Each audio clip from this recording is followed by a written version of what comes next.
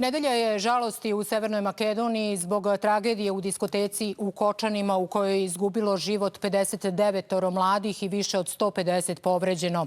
Na lečenje u inostranstvo poslato je 72 povređenih. Istraga o uzroku požara je u toku, a do sada je saslušano 20 osoba. Povodom velike nesreće dan žalosti je u Srbiji, Republici Srpskoj i Bugarskoj.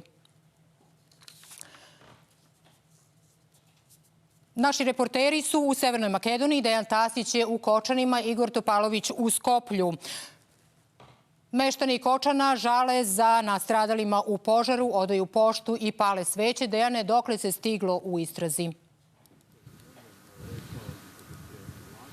Istraga se nastavlja, a javni državni tužilac je zatražio da 14 osoba koje je juče saslušano da njima bude određen pritvor, a među njima je i bivši ministar ekonomije. To je ono ministarstvo iz prethodnog saziva vlade Severne Makedonije za koje se sumnja da je izdavalo falsifikovane licence za rad diskoteka, među kojima je i ova ovde ispred koje se mi nalazimo, a pored toga priveden je i gradonačelnik Kočana koji je juče dao ostavku. Uz to policija je saopštila da je u Štipu privedeno 13 osoba koje su direktno bile uključene u organizaciju koncerta. Neki od njih su prodavali karte, bili su tu i članovi obezbeđenja. Tokom noći i jutra je saopšteno da su iz ove dve bolnice u Kočanima i Štipu svi oni koji su hospitalizovani prebačeni u bolnicu u Skoplju da bi tamo nastavili lečenje, a pred sam početak dnevnika smo dobili informaciju da se taj slobodan prostor koristi tako što je primljeno 20 novih pacijenata, među kojima su i 3 vatrogasca. To su, pretpostavljam, ljudi koji su imali dosta lakše povrede. Ovde u Štipu, u Kočanima, kao i u celoj Severnoj Makedoniji, drugi dan žalosti, ljudi su naravno ispunjeni tugom, ali su i gnevni zbog onoga što se dešavalo i evo šta su nam rekli. Bilo je mnogo opasno i ovo će se pamtiti ceo život. Ali na sreću susedne države Srbija, Hrvatska i druge su nam pomogle da se neki naši prijatelji i rođaci brže izleče i da ih smestite u vaše bolnice. Institucije su zakazale. Mora pod hitno nešto da se uradi. Iz naše firme su 3 mlade zlatne dece od 21, 22 godine poginula tamo. Strašno. Mora neko da odgovara za ovo. Strašno. Stotinak novinarskih ekipa je i dalje ovde u Kočanima i pored makedonskih televizija i televizije Srbije koje su prve stigle ovde, počele su ovde da stižu ekipe iz širom Evrope, praktično iz Italije, iz Nemačke, a ovde su već nekoliko dana i ekipe iz Bugarske, 3 rumunske televizije, kolegi iz Grčke.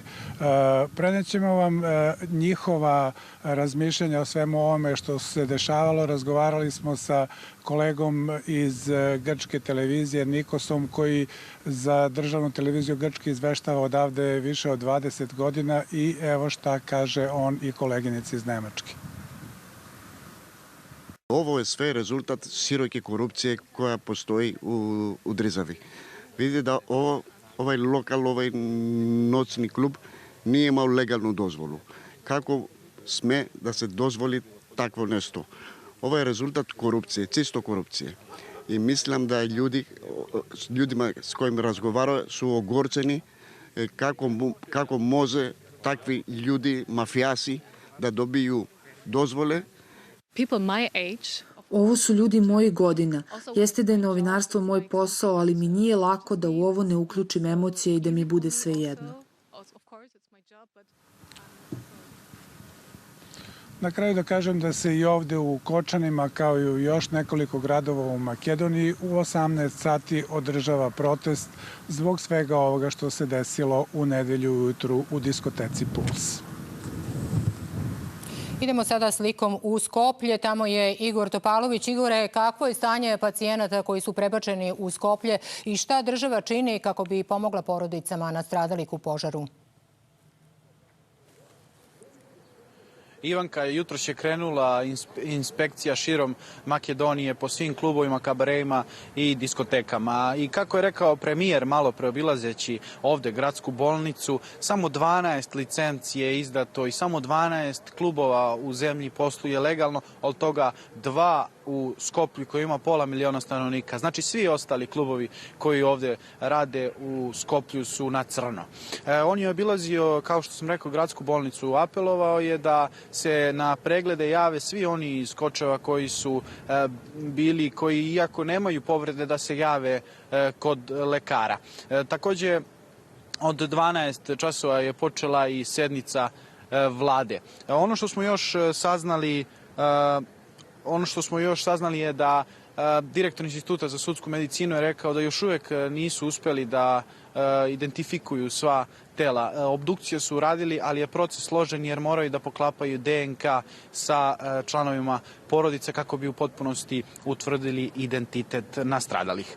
Takođe saznali smo i da je povećan broj onih koji u inostranstvu na lečenju. 76 pacijenata se nalazi van Severne Makedonije na lečenju, od toga, kao što si rekla, je 29 je u Srbiji. 98 njih je ovde u Skoplju, to smo čuli od kolege Dejana, da su sada svi prebačeni ovde u Skoplje. Detaljnije u izjavi zamenika ministra zdravlja.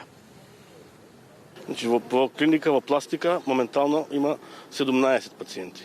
На токсикологија има 13 хоспитализирани, на торакална има 4, кои што се стабилни, на трагом има 2 пациенти, на детска хирургија 4, во Карел има 14 пациенти, во Стара Градска има 12, во Градска општа болница 8 септември има 18 пациенти кои што се исто стабилни, во Штип има останато 3 пациенти, на пулмологија има 20, значи вкупно состојбата е 89 пациенти кои што се згрижени во клиничкиот центар и во Штип и во 8 септември и Стара Градска.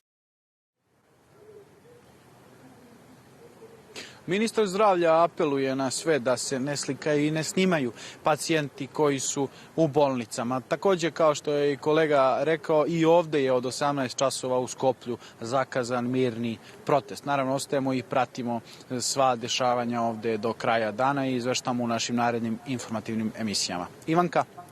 Hvala. Igor Topalović javio se iz Skoplja, a Dejan Tasić iz Kočana.